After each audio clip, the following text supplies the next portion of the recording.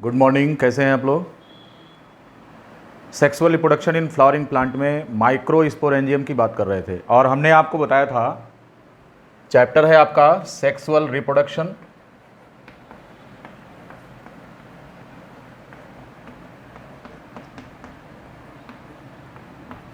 In flowering plants.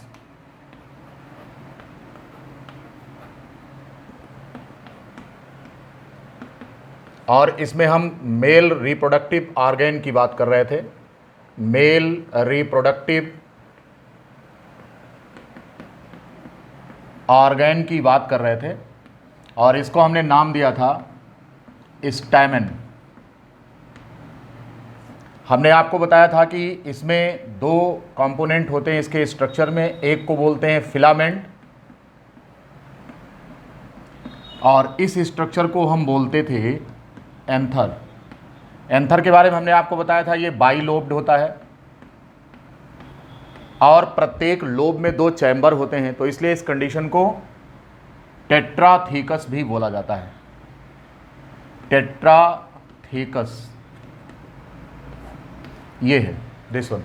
तो इस तरह से आपका जो स्टैमेन है ये दो कंपोनेंट से मिलकर बना हुआ है। इसमें से एक फिलामेंट है और दूसरा एंथर है। Anther it is bilobed structure and every lobe has two chambers, इसलिए हम इसको बोलेंगे bilobed and tetrathecous structure and this one is the filament. मैंने आपको बताया था फिलामेंट स्टेराइल होता है, ये हमने आपको बताया था। एंथर लोब के बारे में हमने आपको बताया था कि इसमें जो है चार कॉर्नर पर इसमें चार स्पोरेंजियम बनते हैं और बीच में स्ट्रक्चर हमने आपको बताया था कि ये कनेक्टिव होता है। This structure is the connective, ये हमने आपको बताया था। और ये चारों कॉर्नर पे ये माइक्रो स्पोरेंजियम होते हैं। This structure is micro sporangium, इसकी चर्चा हमने किया था। माइक्रो स्पोरेंजियम जो है इसमें हमने आपको बताया था कि इसकी जो वाल है it is made up of 4 layers, इसके बारे में भी आपको नोट कराया था। तो सबसे बाहरी लेयर जो होती है इट इज़ एपिडर्मिस, ये बताया था मैंने आपको। उसके जस्ट नीचे एंडोथीसियम होता है,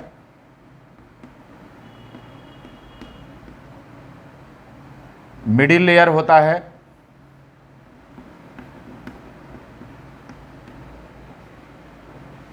और टेपिटम होता है। ये हमने आपको बताया था कि ये इसकी जो दीवार है, जो माइक्रो स्पोरेंजियम की वाल है, it is made up of 4 layers, the epidermis, the endothecium and middle layer and the last one and inner most is tapetum. इस प्रकार से ये 4 लेयर्स होती हैं, epidermis, endothecium, middle layer and tapetum. इस पोर्शन को अगर हम देखें, इसको थोड़ा हाईलाइट अगर हम करें कि इसकी जो दीवार है, इतना पोर्शन दिस वन, इसकी जो ये दीवार है ये 4 लेयर की बनी है from outer to inner. The outer most layer is epidermis, just below that is endothecium and below that is middle layer and just inner most layer is the tapetum, right. तो ये जो microsporangium है it is also known as the pollen chamber. Microsporangium को हम pollen chamber के नाम से भी जानते हैं, राइट। और इसी के अंदर पोलन ग्रेन्स का फॉर्मेशन होता है जिसको हम बोलते हैं माइक्रो स्पोरोजेनेसिस, क्योंकि यहाँ पर टर्म जो माइक्रो स्पोर है it is used for the pollen grains. You have also used this term the micro spore in case of pteridophyta and gymnosperms. Gymnosperm में वहाँ पोलन ग्रेन भी कहा गया था, लेकिन टेरिडोफाइटा में हम शुद्ध रूप से इसको क्या बोलते हैं, माइक्रो स्पोर बोलते थे, ठीक। ऐसे प्लांट्स में जिनमें कि हेट्रोस्पोरी पाई जाती थी, 2 प्रकार के, क्योंकि आपको पता है कि टेरिडोफाइट्स जो होते हैं ये इसमें 2 प्रकार के प्लांट्स होते हैं, एक होता है होमोस्पोरस प्लांट और दूसरा होता है हेट्रोस्पोरस प्लांट। तो जो हेट्रोस्पोरस प्लांट होता है उसमें 2 प्रकार के स्पोर्स बनते हैं, ये पढ़ा होगा आपने 11th में। एक होता है माइक्रोस्पोर और दूसरा होता है मेगास्पोर। मेगास्पोर फीमेल के लिए होता है और माइक्रोस्पोर जो होता है वो मेल गैमेटोफाइट डेवलप करता है, राइट। तो यहाँ पर भी बिल्कुल जस्ट उसी के पैरेलल स्ट्रक्चर जिसको हम माइक्रोस्पोर या पोलन ग्रेन कह रहे हैं, ये भी यहाँ पर इसके मेल गैमेटोफाइट जैसा है, मेल गैमेटोफाइट है और इसी से मेल गैमीट इसके अंदर बनते हैं। यानी कि पोलन ग्रेन को मेल गैमेटोफाइट कहा जाए माइक्रोस्पोर कहा जाए, परंतु इसको मेल गैमीट ना कहा जाए। क्या कहा जाए? मेल गैमिटोफाइट कहा जाए। और इसी मेल गैमिटोफाइट के अंदर पोलन ग्रेन का निर्माण होगा, जिसे अभी हम आपको आगे बताएंगे। तो यहाँ पर एक पॉइंट आपको ध्यान रखना है कि pollen grain is the microspore, it is the male gametophyte, it should not be confused with the structure like male gamete, right. अब जरा देखिए कि जो पोलन चैम्बर है इसकी बनावट किस प्रकार की होती है।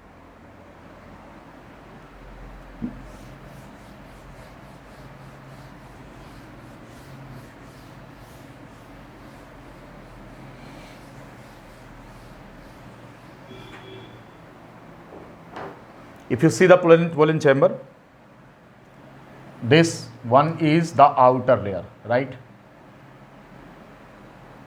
This layer is एपिडर्मिस, ये सबसे बाहरी लेयर है। This layer is epidermis, and below this is the endothecium. The layer just below this is the endothecium. Now this layer is the endothecium, and below the endothecium you can write it here, the endothecium.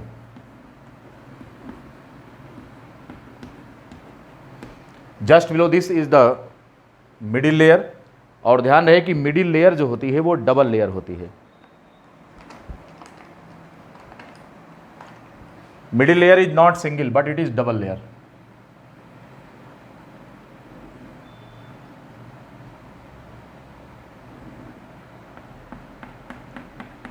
The middle layer is double, it is not single.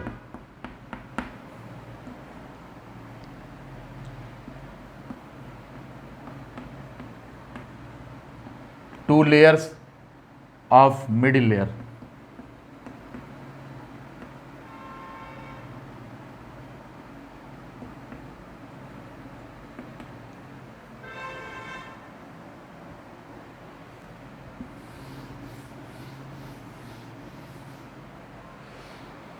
और सबसे अंदर इसके जो होती है, that layer is known as tapetum.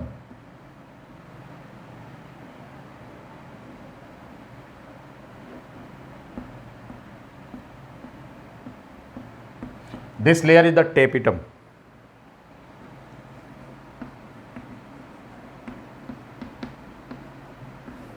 This one. इस तरीके से अगर आप माइक्रोस्पोरेंजियम के दीवार की बात करेंगे तो it is made up of 4 layers. The outer most layer that is the epidermis, inner most just below that is endothecium, this one is middle layer, and the fourth and inner most layer is the tapetum, right. यहाँ पर ध्यान रहे कि microsporangium में एक ऐसा particular point होता है जहाँ पर इसकी दीवार काफ़ी कमज़ोर होती है, क्योंकि वहाँ पर बहुत ही पतली मिडिल लेयर होती है, राइट।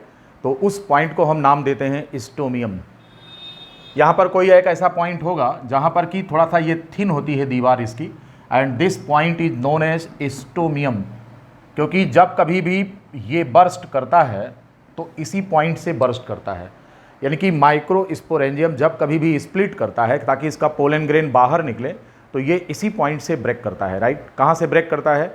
ये माइक्रोस्पोरेंजियम जो है एक पर्टिकुलर पॉइंट से ब्रेक करता है, और जिस पॉइंट से ब्रेक करता है actually that point is known as stomium.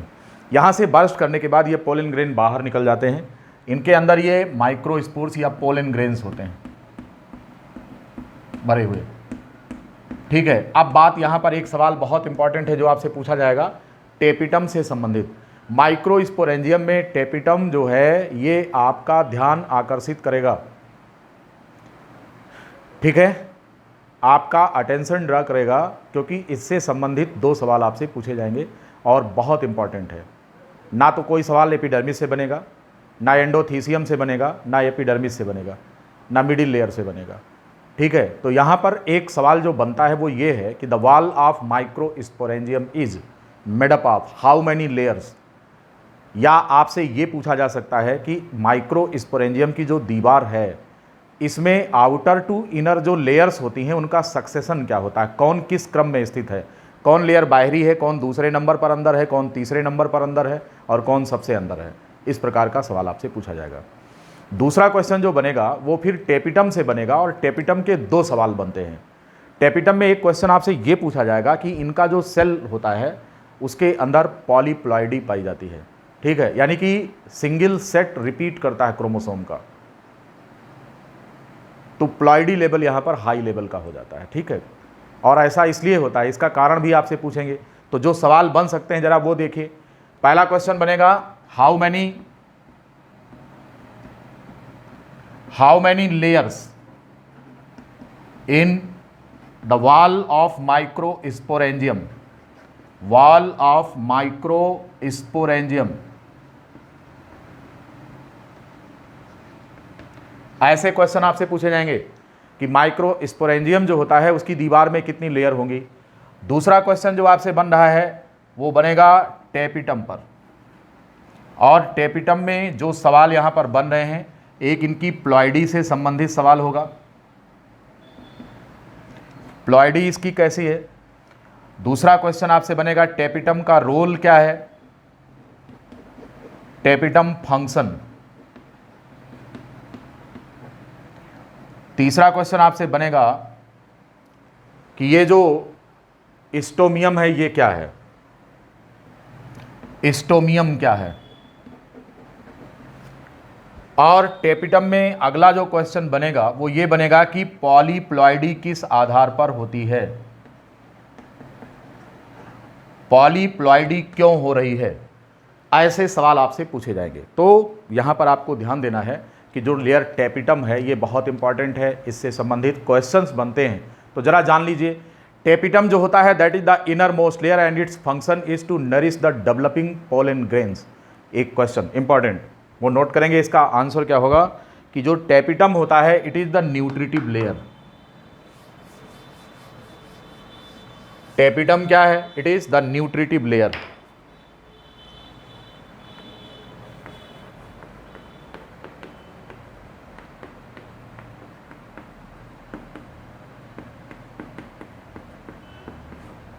इसका मेन फंक्शन होता है ये पोलन ग्रेन्स को नरिशमेंट सप्लाई करती है, ठीक है, supplies the nutrients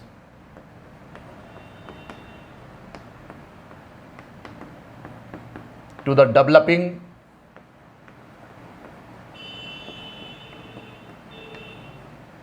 pollen grain. जो यहाँ पर पोलन ग्रेन्स बन रहे हैं उनको नरिशमेंट सप्लाई करने का काम किसका होता है, ये टेपिटम का होता है। तो tapetum supplies the nourishment to developing embryo, developing pollen grains, right. यहाँ पर पोलन ग्रेन्स को नरिशमेंट सप्लाई करने का काम किसका होता है, इट इज़ द टेपिटम। दूसरा सवाल, प्लॉइडी यहाँ पर जो है वो हाई लेवल की होती है, उसका कारण क्या होता है, because of endomitosis, because of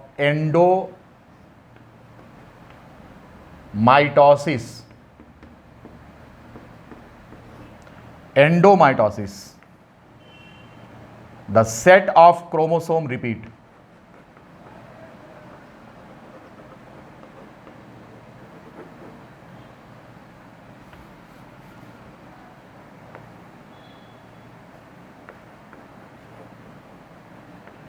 यहां पर क्रोमोसोम्स का जो नंबर होता है वो रिपीट कर जाता है। ऐसा क्यों होता है, इसलिए होता है क्योंकि यहां पर एंडोमाइटोसिस होती है। ये एंडोमाइटोसिस क्या है, एंडोमाइटोसिस एक्चुअली एक ऐसा इवेंट है जिसमें क्या होता है कि सेल में जो 2 स्टेप्स होते हैं डिवीज़न के, इसमें एक स्टेप होता है कि न्यूक्लियस डिवाइड करता है, दूसरे स्टेप में होता है कि इसका जो साइटोप्लाज्म है वो डिवाइड करता है, ठीक। साइटोप्लाज्म डिवाइड करता है और कौन डिवाइड करता है, न्यूक्लियस डिवाइड करता है। तो अगर न्यूक्लियस डिवाइड कर रहा है तो इस प्रोसेस को हम बोलते हैं कैरियोकाइनेसिस, और अगर साइटोप्लाज्म डिवाइड कर रहा है तो इस प्रोसेस को हम बोलते हैं क्या, इसको बोलते हैं cytokinesis. Nucleus division karyokinesis, cytoplasm division cytokinesis.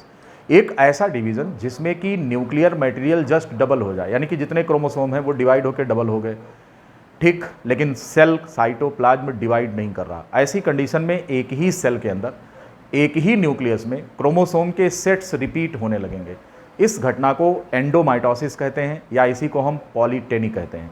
और इसी के कारण क्या होता है कि जो टेपिटम होता है इसका जो प्लॉइडी लेवल होता है वो सामान्य प्लॉइडी से यानी डाईप्लॉइड से आगे का होता है। ट्राईप्लॉइड हो सकता है, टेट्राप्लॉइड या पॉलीप्लॉइड हो सकता है, राइट। ये बात लिखी गई है और आपको इसे याद रखना है कि टेपिटम की जो लेयर होती है उसमें प्लॉइडी का लेवल सामान्य से हाई लेवल का होता है और इसका कारण एंडोमाइटोसिस होता है। ठीक, तो एंडोमाइटोसिस को आप मेंशन कर लीजिए, मतलब क्या होता है इसका।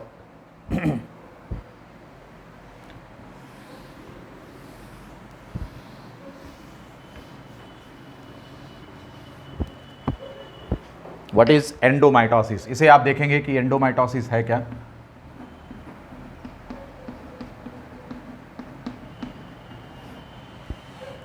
The event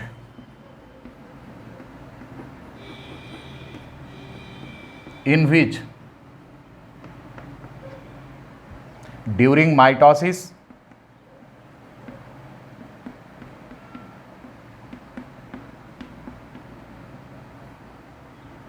the nucleus divides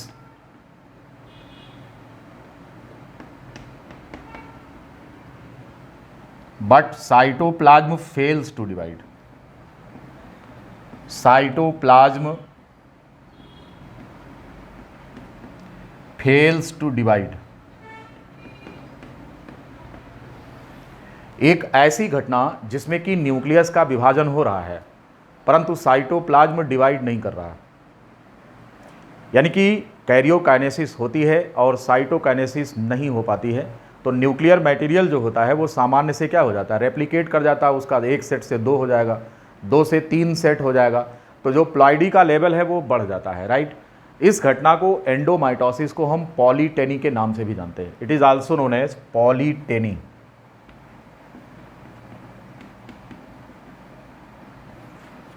this also known as the polyteny, right.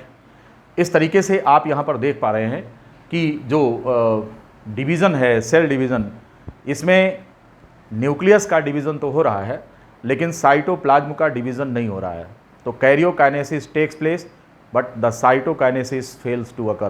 So in the single cell the level of the ploidy increases, right. अगला जो फंक्शन मैंने आपको बताया, टेपिटम का काम क्या है, इसका काम है नरिशमेंट करना। किसको, पोलन ग्रेन को न्यूट्रिएंट सप्लाई करना होता है। इसकी प्लॉइडी लेवल हाई होती है, इनर मोस्ट लेयर होती है। और यहाँ पर एक और टर्म हम आपको समझा रहे हैं जो कि पोलन ग्रेन के नरिशमेंट से संबंधित है। It is known as the यूविस बॉडीज़। नेक्स्ट टर्म जो इंपॉर्टेंट है जिस पर आपसे सवाल पूछ सकते हैं वो ये है टेपिटम से जुड़ी हुई संरचना जिसका नाम है यूविस bodies.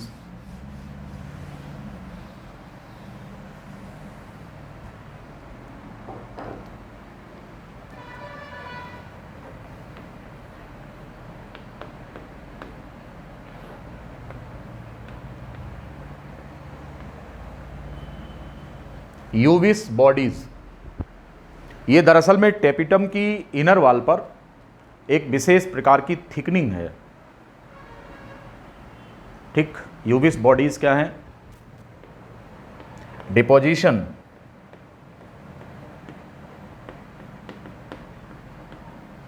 On the inner wall of tapetum. अब ये किस चीज़ का डिपोजिशन होता है, सामान्य तौर पर ये पॉलीसैकेराइड्स होते हैं।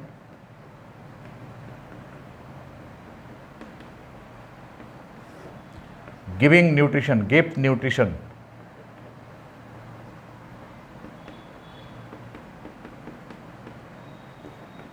To the developing pollen grain.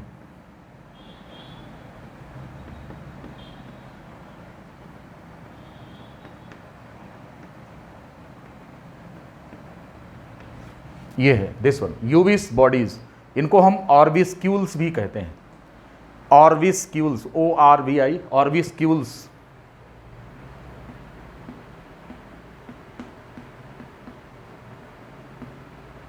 इस नाम से भी इनको जाना जाता है।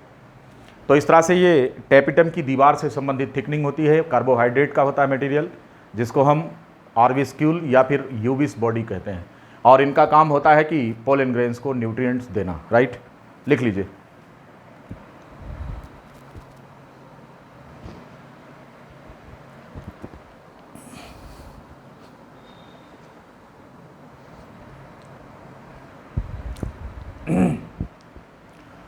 कंप्लीट कर लीजिए इसे, आगे बढ़ें फिर। अब बात करेंगे, अभी तक हमने आपको माइक्रोस्पोरेंजियम का स्ट्रक्चर समझा दिया है। अब बात करेंगे कि माइक्रोस्पोरोजेनेसिस होती कैसे है, हाउ दिस अकर्स। माइक्रोस्पोरोजेनेसिस कैसे होती है? Do know what is microsporogenesis? Microspore का मतलब होता है पोलन ग्रेन्स एंड जेनेसिस का मतलब होता है formation. Means the formation of pollen grain is known as microsporogenesis, right. आइए देखते हैं कैसे होता है। यहाँ पर जितने स्ट्रक्चर अभी आप देख पा रहे हैं, इन सभी में टेपिटम की लेयर को छोड़कर बाकी सभी में सामान्य प्लॉइडी यानी कि 2n होता है। सभी में 2n 2n 2n, लेकिन जो टेपिटम होता है मोर देन 2n, ये बात याद रखना।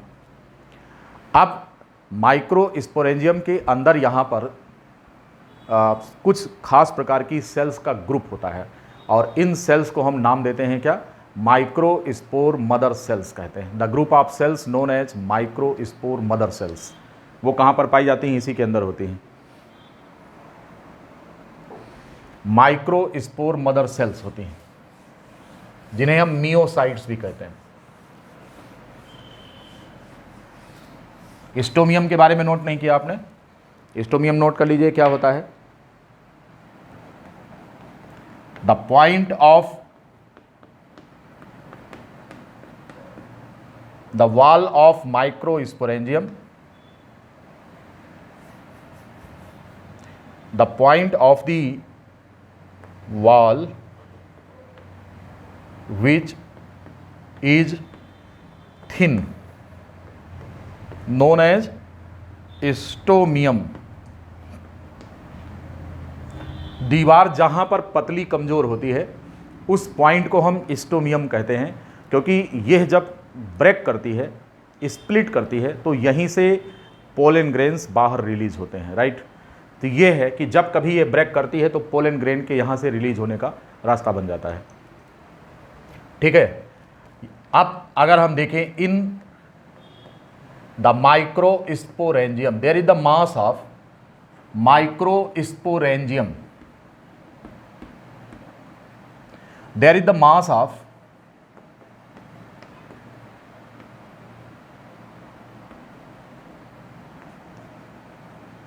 the microspore mother cells, microspore mother cells, जिन्हें कि हम मियोसाइट भी कहते हैं, अंडरगो मियोसिस डिवीजन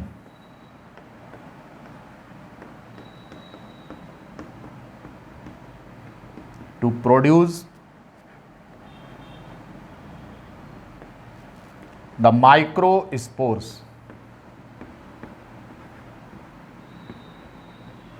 और इन्हीं माइक्रोस्पोर्स को हम पोलन ग्रेन के नाम से जानते हैं। नोट कर लीजिए, ठीक है। तो इस तरह से द माइक्रोस्पोरेंजियम जहाँ पर वीक होगा हम उस पॉइंट को स्टोमियम कहेंगे, यहीं से ये ब्रेक करती है और पोलन ग्रेन यहाँ से रिलीज होते हैं, राइट।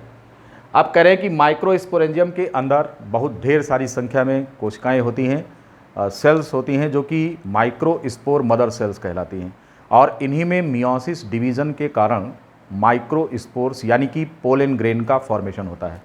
तो यहाँ पर माइक्रोस्पोरोजेनेसिस कहलाती है ये घटना। क्या बोलेंगे इसको? It is known as microsporogenesis. Note नहीं किया है यहाँ पर?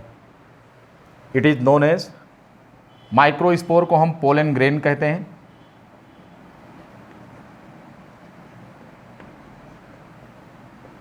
और इस प्रोसेस को बोलते हैं माइक्रोस्पोरोजेनेसिस।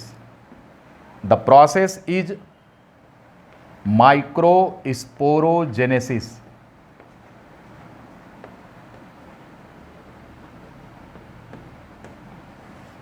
माइक्रोस्पोरोजेनेसिस कहते हैं इसको।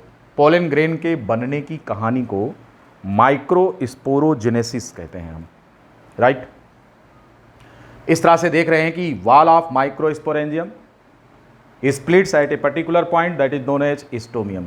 इसके अंदर माइक्रोस्पोर मदर सेल्स होती हैं जो कि मियोसिस डिवीजन करती हैं। अब आपसे पूछेंगे कि माइक्रोस्पोर मदर सेल्स की प्लॉइडी पहले से कैसी होती है, तो दैट इज़ 2n, वो डाइप्लॉइड सेल्स होती हैं। लेकिन जब इनमें मियोसिस डिवीज़न होता है तो माइक्रोस्पोर्स यानी कि पोलन ग्रेन का फॉर्मेशन होता है, और इस प्रोसेस को हम नाम क्या देते हैं, it is known as microsporogenesis, इसे कहा जाता है, राइट। आप नोट कर लीजिए ये सारी बातें जितनी भी लिखी हैं बोर्ड पर, फिर इसके बाद हम इसे हटा देंगे और बात करेंगे स्ट्रक्चर ऑफ पोलन ग्रेन पर। जल्दी मेंटेन कर लीजिए इसको और बात करें हम पोलन ग्रेन की।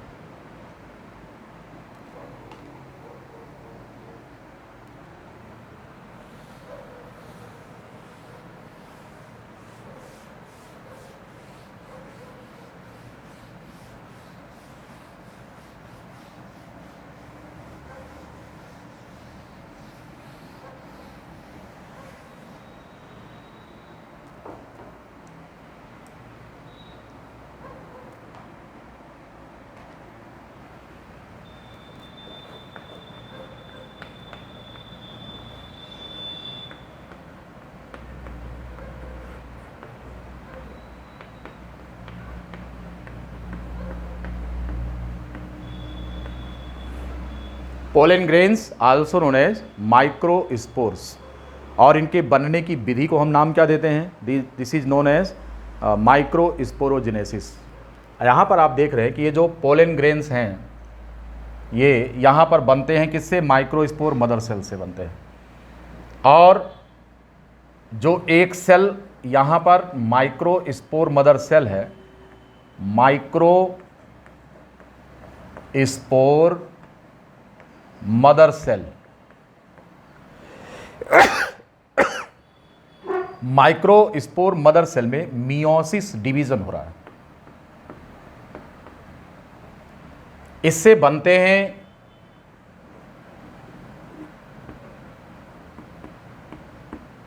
इस स्ट्रक्चर को हम बोलते हैं spore tetrad. Micro spore tetrad बोलते हैं इस स्ट्रक्चर को, क्योंकि ये टेट्राहेड्रल फॉर्म में अरेंजमेंट होता है पोलन ग्रेन्स का। हालांकि ये इसमें 4 सेल्स होती हैं। जब कभी भी माइक्रोस्पोर मदर सेल्स का मियोसिस डिवीजन होता है तो 4 सेल्स बनती हैं। अब ये जो चारों सेल्स होती हैं, these are haploid in nature but these are not separated, these remain attached with each other, एक दूसरे से ये जुड़े रहते हैं, ग्लूड टुगेदर, ग्लूड का मतलब चिपके हुए होते हैं, और ये 4 सेल्स होती हैं और इनके जुड़े रहने का जो क्रम होता है ये कई तरीके का हो सकता है। टेट्राड माने होता है 4, तो माइक्रोस्पोर टेट्राड का मतलब ऐसे 4 माइक्रोस्पोर्स एक दूसरे के साथ अटैच होते हैं, लेकिन इनके जुड़ने का जो तरीका होता है वो कई प्रकार का, अलग अलग प्लांट्स में अलग अलग प्रकार का होता है, लेकिन सबसे जो कॉमन होता है वो टेट्राहेड्रल फॉर्म में अरेंजमेंट होता है। तो this kind of arrangement is tetrahedral. कैसा होता है ये, टेट्राहेड्रल अरेंजमेंट होता है।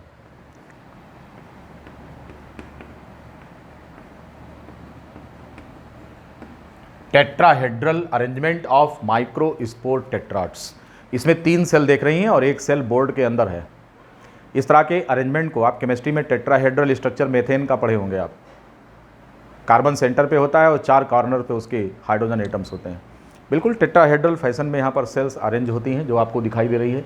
हालांकि इसको तो हम बोलते हैं कि टेट्राहेड्रल टेट्राड, लेकिन ऐसे तमाम टेट्राड और भी होते हैं जो लीनियर हो सकते हैं, टी शेप हो सकते हैं, आइसो बाइलैटरल हो सकते हैं, ठीक है। लेकिन इनसे संबंधित क्वेश्चन आपसे ज़्यादा पूछा नहीं जाएगा, आपसे अधिकतम पूछा जाएगा तो शेप में यही आएगा टेट्राहेड्रल, राइट। हालांकि इनके जो अल्टरनेट फॉर्म और हैं, और भी type of tetrad, type of microspore tetrad,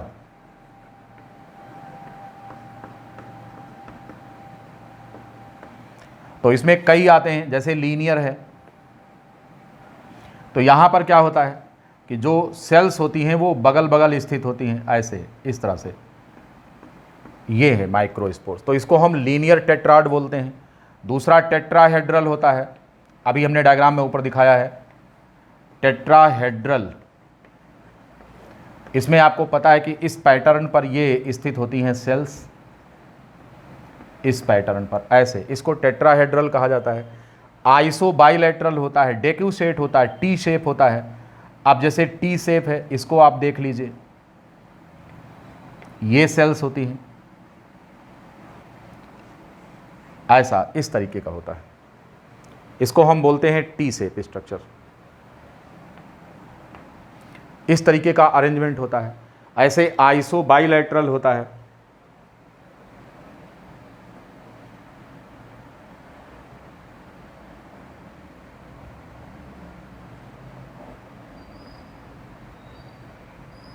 इस तरीके का अरेंजमेंट होता है, आइसो बाइलेटरल हो गया। तो डिफरेंट मोड ऑफ अरेंजमेंट होता है यहाँ पर माइक्रोस्पोर्स का, लेकिन माइक्रोस्पोर का सबसे अच्छा अरेंजमेंट स्पोर टेट्राड है। ये most common type of tetrad है, राइट। तो आपसे सवाल अगर पूछेंगे कि most common type of tetrad, तो आप बोलेंगे टेट्राहेड्रल अरेंजमेंट, ये जो हम आपको दिखा रहे हैं। इस तरीके से ये पोलन ग्रेन्स कुछ समय के लिए आपस में जुड़े रहते हैं, ग्लूड रहते हैं, लेकिन बाद में ये एक दूसरे से फ्री हो जाते हैं जब ये ड्राई होते हैं। तो जब ये ड्राई होते हैं तो ये चारों माइक्रोस्पोर्स एक दूसरे से अलग हो जाते हैं और इनका नाम हो जाता है पोलन ग्रेन्स, ठीक। तो इस तरीके से ये टेट्राड का मोड ऑफ अरेंजमेंट है। ये डिवीज़न के पैटर्न पर निर्भर करता है कि किस प्रकार का डिवीज़न हो रहा है। बात समझ में आ गई। तो most common type of tetrad that is tetrahedral type of tetrad. अब हम बात करेंगे इसके आगे कि जो पोलन ग्रेन है उसका स्ट्रक्चर कैसा होता है, ये नोट कर लीजिए सब। बात करेंगे स्ट्रक्चर ऑफ पोलन ग्रेन की।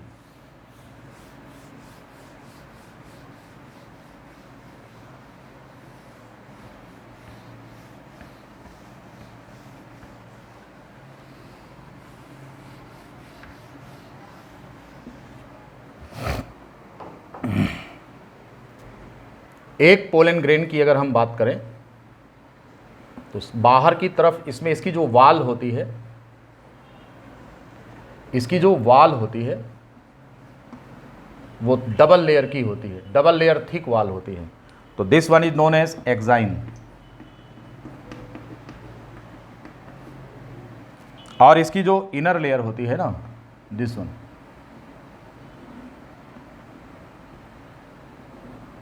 This one is intine.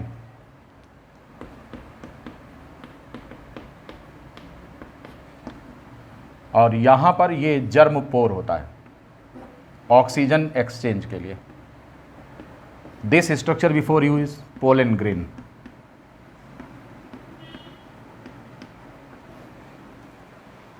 The structure before you is pollen grain and its wall has double layer. The outermost layer is known as exine and the innermost layer is known as intine. यहाँ पर exine की अगर हम बात करें, exine ये hard होता है,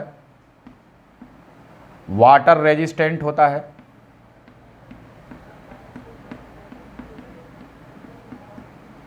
कैन नॉट बी डाइजेस्टेड,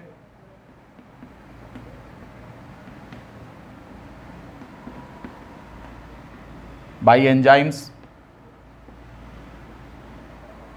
जो इसकी जो दीवार है इसको हम नाम क्या देते हैं, made up of protein.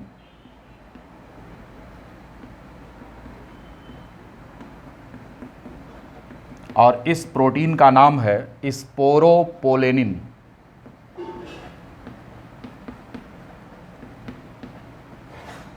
This structure sporopollenin, क्या चीज है ये, स्पोरोपोलेनिन है, that is made up of protein, right.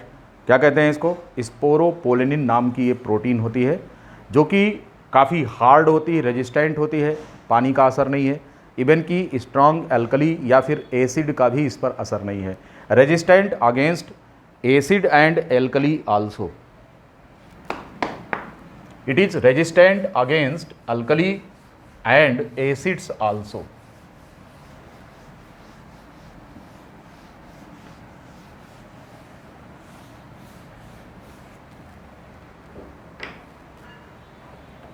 Sporopollenin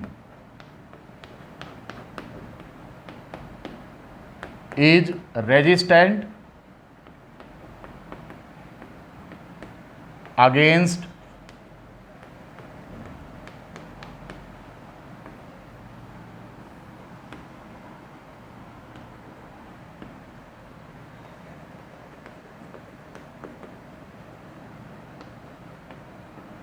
alkali and strong acids का इस पर कोई असर नहीं होता है। इनका अगर एक्शन हम देखें कि स्ट्रांग अल्कली या एसिड्स का हम यूज़ करें तो इनका कोई असर नहीं होता है पोलन ग्रेन्स पर।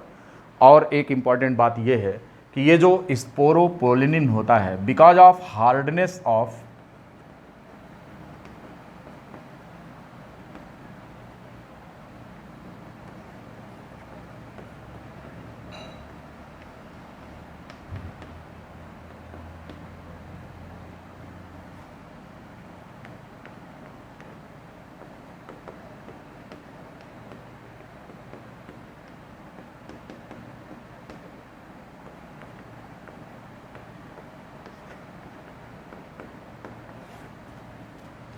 स्पोरोपोलिनिन काफ़ी हार्ड होता है। इसी की वजह से क्या होता है, इसी वजह से इसका फॉसिल्स भी बन सकता है। तो fossilisation of pollen grain is possible, it is because of hardness of sporopollenin. तो स्पोरोपोलिनिन नाम का जो प्रोटीन है, इसकी कठोरता की वजह से इसकी फॉसिल्स भी बन सकते हैं। इस पर किसी भी प्रकार के स्ट्रॉन्ग अल्कली इन सब का असर नहीं होता। और स्पोरोपोलिनिन को डाइजेस्ट करने वाला अभी तक कोई भी एंजाइम ज्ञात नहीं है, पता नहीं है उसके बारे में, राइट। इतनी सारी बात समझ गए होंगे। Sporopollenin that is the outer most layer of the pollen grain. Now come to the next one, that is the intine. अगर हम यहाँ पर इंटाइन की बात करें, इसके इनर लेयर की बात करें, तो इसका जो केमिकल कॉम्पोजिशन है आप बोल सकते हैं कि it is made up of cellulose and pectin. जबकि स्पोरोपोलिनिन एक प्रकार का प्रोटीन होता है जो कि पोलन ग्रेन के चारों तरफ इसकी कोट होती है। लेकिन जो इंटाइन होता है it is made up of pectin and cellulose. तो इस पॉइंट को भी लिख लेंगे, the inner most layer is intine.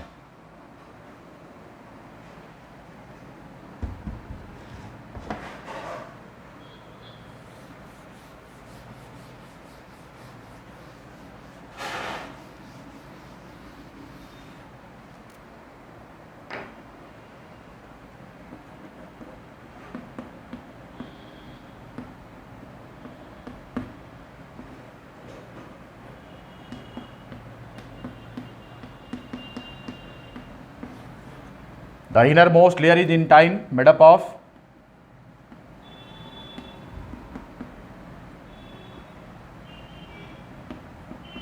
pectin and cellulose।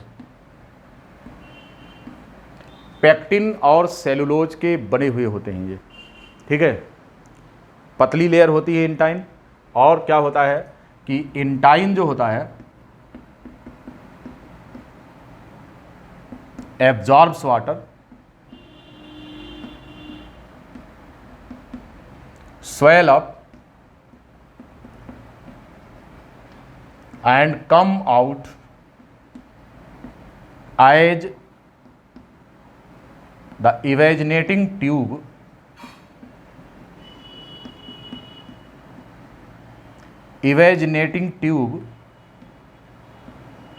the pollen tube।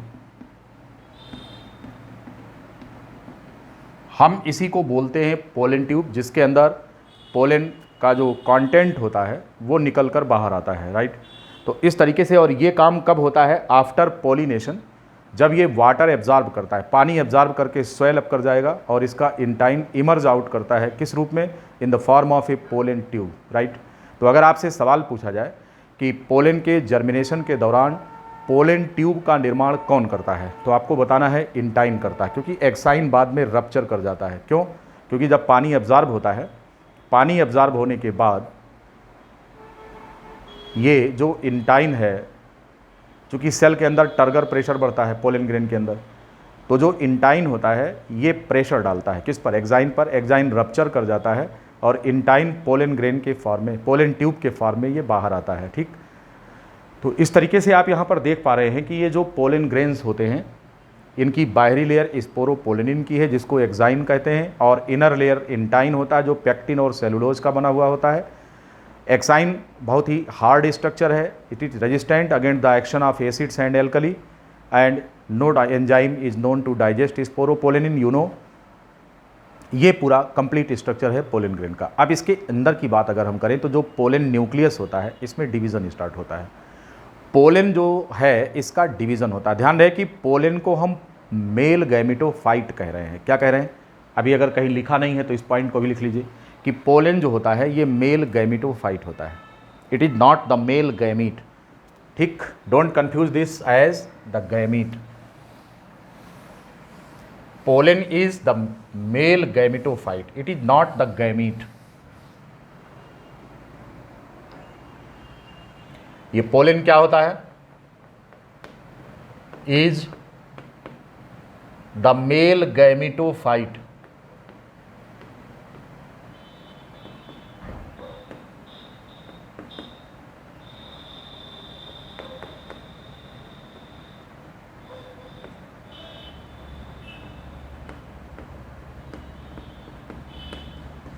Not the male gamete. Pollen mail gametophyte होता है, ये मेल गैमीट नहीं है, ध्यान रखेंगे इस चीज़ को। इस प्रकार से आप यहाँ देख रहे हैं कि ये जो पोलन है इसमें इसका डिवीज़न हो जाता है, एक सेल छोटी होती है दूसरी बड़ी हो जाती है।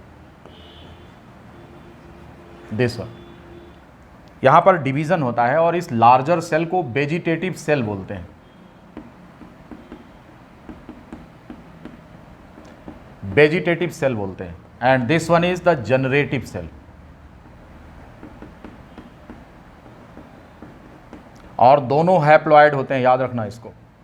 वेजिटेटिव क्योंकि पोलन ग्रेन पूरा हैप्लॉइड है, एन है, तो ऐसी कंडीशन में इसमें डिवीज़न होता है। बड़ी सेल जो होती है वो वेजिटेटिव सेल होती है, जो छोटी सेल है वो जनरेटिव सेल होती है।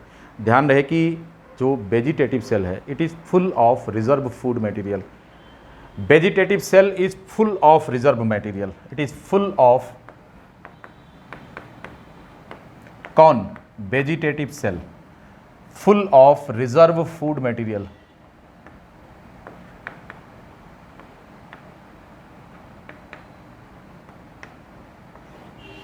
ठीक, जनरेटिव सेल जो होती है वो इसके साइटोप्लाज्म में फ्लोट करती है। ये बात भी नोट कर लीजिए, the generative cell floats in the cytoplasm of vegetative cell.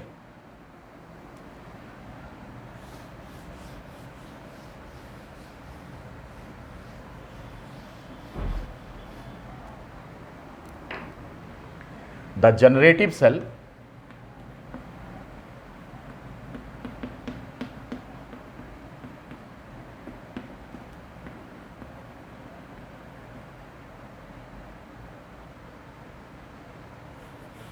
generative cell floats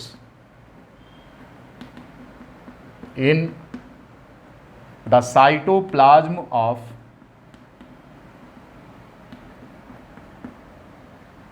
the vegetative cell, gets nourishment.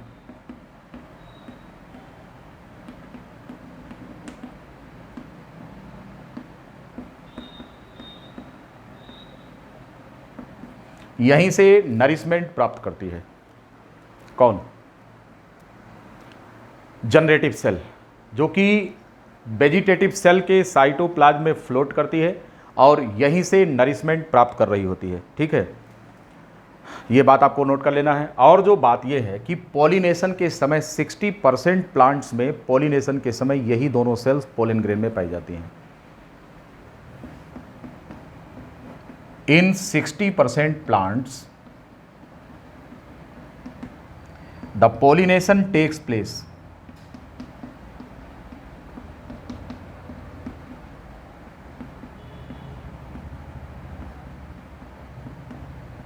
at the two-cell stage. In rest others,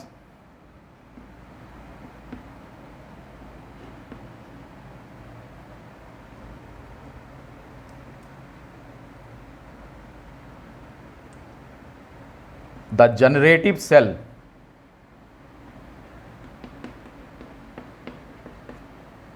divides to become 2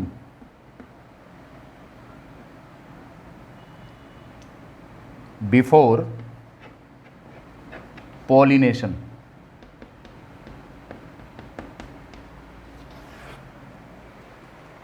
ठीक है, इस तरीके से जनरेटिव सेल आगे चलकर 2 में डिवाइड हो जाती है और इस तरह से पोलन ग्रेन में 3 सेल्स होती हैं। इनमें से 2 जनरेटिव सेल होती है और एक होता है वेजिटेटिव सेल। ये जो दोनों जनरेटिव सेल्स होती हैं इन्हीं को हम मेल गैमीट कहते हैं। ठीक, जनरेटिव सेल्स को हम क्या नाम देते हैं? मेल गैमीट कहते हैं। तो this one it is the male gamete, हम इसी को कहेंगे। हम पोलन ग्रेन को मेल गैमीट नहीं कहते।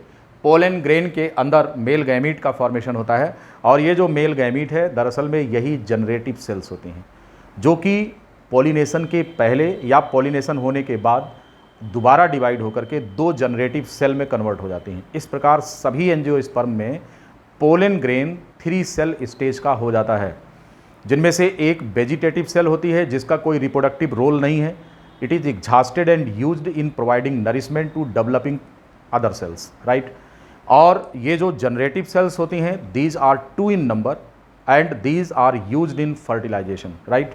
तो 2 मेल गैमीट एक पोलन ग्रेन के अंदर पाए जाते हैं। तो इस तरह से पोलन ग्रेन पॉलिनेशन के समय 2 सेल स्टेज का भी हो सकता है और 3 सेल स्टेज का भी हो सकता है, लेकिन फर्टिलाइजेशन के पहले ये 3 सेल स्टेज का हो जाता है। इनमें से एक वेजिटेटिव सेल होती है और 2 जनरेटिव सेल्स होते हैं। आपको बात समझ में आ गई होगी, ठीक है। अब अगर हम इसकी न्यूट्रिशनल वैल्यू की बात करें, रिप्रोडक्शन पर आगे हम चर्चा करेंगे इसके कि इसका रिप्रोडक्टिव रोल क्या होता है, लेकिन इसका न्यूट्रिटिव रोल की अगर हम बात कर ले तो पोलन ग्रेन जो होता है इसके सस्पेंशंस होते हैं, पोलन पाउडर के फॉर्म में होते हैं और पोलन सिरप बनाए जाते हैं।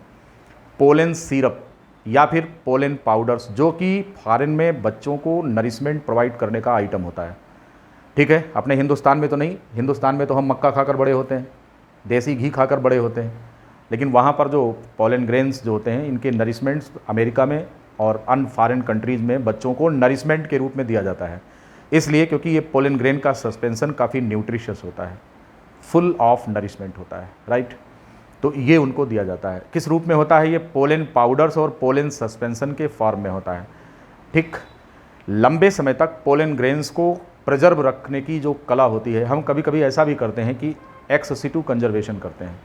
एक्स सिटू कंजर्वेशन में क्या होता है कि पोलन ग्रेन्स को लंबे समय तक इसी स्टेज पर रखा जाता है और अपनी ज़रूरत के अनुसार हम पॉलिनेशन कराकर नए ब्रीड्स डेवलप करते हैं।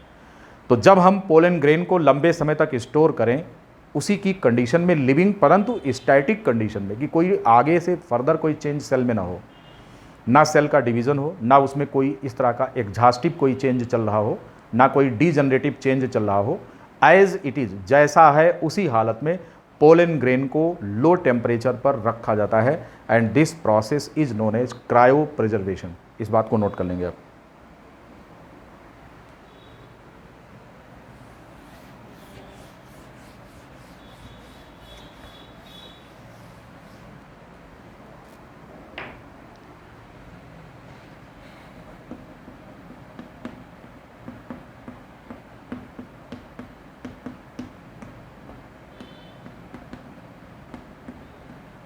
Pollen is rich in nutrients, so given to child as pollen syrup or pollen powder.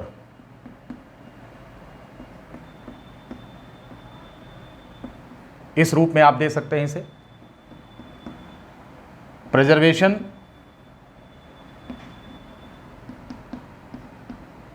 of the pollen grains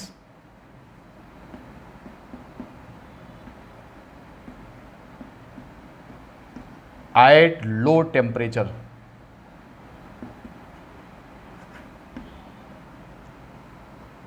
-196 degree centigrade in liquid nitrogen. In liquid nitrogen it is known as cryopreservation.